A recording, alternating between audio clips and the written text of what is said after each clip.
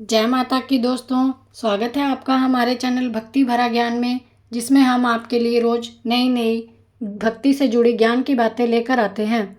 आइए आज जानते हैं नवरात्रि के 9 दिन कौन कौन से 9 खास भोग लगेंगे जिनसे हम देवी को प्रसन्न कर सकते हैं। तो आइए जानते हैं। नवरात्रि पर्व पर माता की आराधना के साथ व्रत, उपवास और पूजन का विशेष महत्व होता है।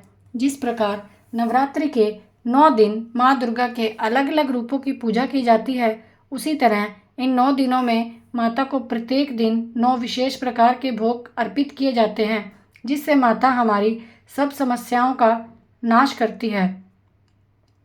माता रानी को दिन के अनुसार भोग लगाने पर क्या लाभ मिलता है, कौन सी समस्याएं दूर होती हैं, किस प्रसाद का भोग चढ़ाकर हम माता को प्रसन्न कर सकते हैं, आइए जानते हैं ये सब। नवरात्रि का पहला दिन यानी माँ शैलपुत्री का दिन।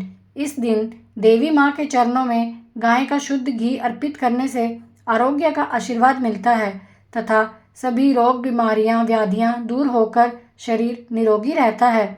नवरात्र का दूसरा दिन माँ ब्रह्मचारिणी का होता है। इस दिन देवी माँ को शक्कर का भोग लगाने से वे प्रसन्न होती है। इस भोग को देवी के चरणों में अर्पित करने के बाद परिवार के सदस्यों में बांटने से सभी की आयु में वृद्धि होती है। नव दुर्गा का एक रूप है चंद्रघंटा। माँ दुर्गा के इस रूप का पूजन नवरात्र के तीसरे दिन होता है। इस दिन माँ को दूध या दूध से बनी मिठाई, खीर का भोग लगाकर ब्राह्मणों को दान करना शुभ होता है। इससे दुखों की मुक्ति होकर परम आनंद की प्राप्ति होती है। माँ दुर्गा को नवरात्र के चौथे दिन मालपुए का भोग लगाने से वे प्रसन्न होती हैं। इस भोग को मंदिर के ब्राह्मण को दान करना चाहिए।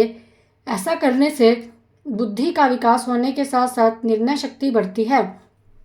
नवरात्रि का 5वां दिन यानी माँ स्कंद माता का दिन।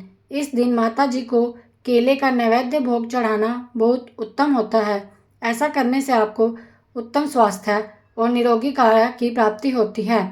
नवरात्रि के छठे दिन देवी माँ को शहद का भोग लगाना बहुत अच्छा माना जाता है। इस दिन शहद का भोग लगाने से मनुष्य की आकर्षण शक्ति में वृद्धि होती है। नवरात्रि के 7वें दिन देवी माँ को गुड़ का भोग लगाना चाहिए। 7वें दिन नवरात्रि पर माँ को गुड़ का नैवेद्य चढ़ाने से, उसे ब्राह्मण को दान करने से हमें शोक से मुक्ति मिलती है एवं आकाशात्मक आने वाले संकटों से भी रक्षा होती है। नवरात्रि के 8वें दिन माता रानी को नारियल का भोग लगाना चाहिए और नारियल का दान भी करना चाहिए। इससे संतान संबंधी सभी परेशानियों से छुटकारा मिलता है और देवी माँ की कृपा प्राप्त होती है। नवरात्रि के आखिरी दिन यानी नवमी के दिन माता को तिल का भोग लगाकर ब्राह्मण को दान देना चाहिए। इससे मृत्यु भय से राहत मिलती है और साथ ही अनहोनी से होने वाली घटनाओं से बचाव होता है। जय माता की।